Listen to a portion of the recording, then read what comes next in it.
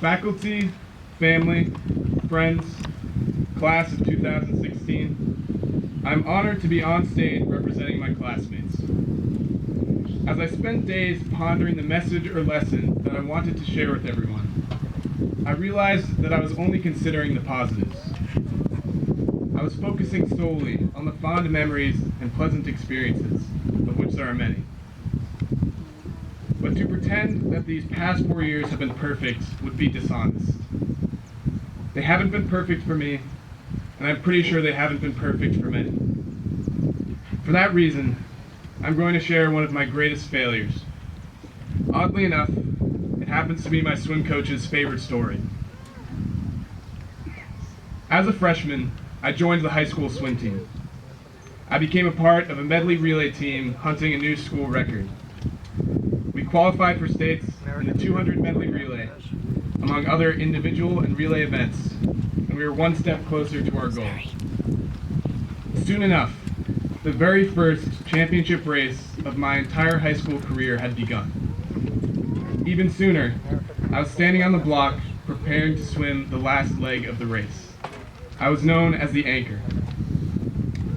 I dove into the water and swam the fastest 50 freestyle of my life up to that point. We broke the record by a second and a half and won second place at the state championship. I'll never forget the pure exhilaration I felt as I hugged and high-fived my teammates. Moments later, after speaking with an official, one of my teammates walked over. We had been disqualified. I false started on the last leg of the relay, which meant I left the block early and lost the race for us. Never before had I experienced the peak that high and the depth that low in such a short period of time. And I'd be lying to you if I told you that I was equipped as a freshman to handle that level of disappointment.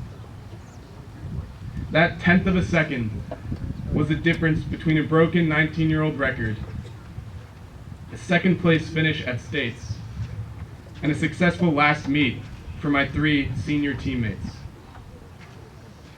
Unlike the implications of an individual event, the shame and devastation did not only affect me.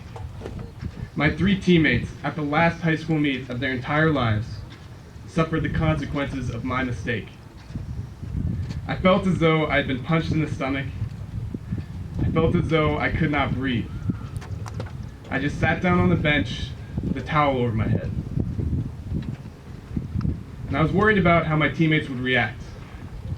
I was afraid they would never let me forget it. I was afraid they would never forgive me. Especially one teammate in particular. Ian Wilson was one of the most intense and intimidating people I have ever met.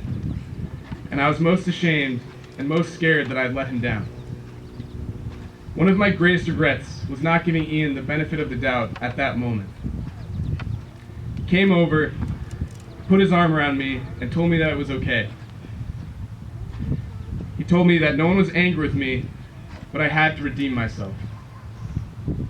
And that sentence, whether he knew at the time or not, would influence the next 3 years of my life. I had to redeem myself. I could have given up or quit, or more likely, I could have forever lost the confidence in myself to perform at a high level. But I didn't. Because instead of letting me sit around and feel sorry for myself, Ian challenged me to respond.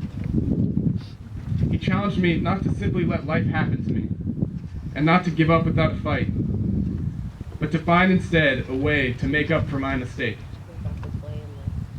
And I can say that I did, because with this challenge and his support and forgiveness, I was able to respond. Failure may seem like a negative, but in reality, it is a person's greatest ally. That is why it's important to talk about these unfortunate memories. They teach us to respond.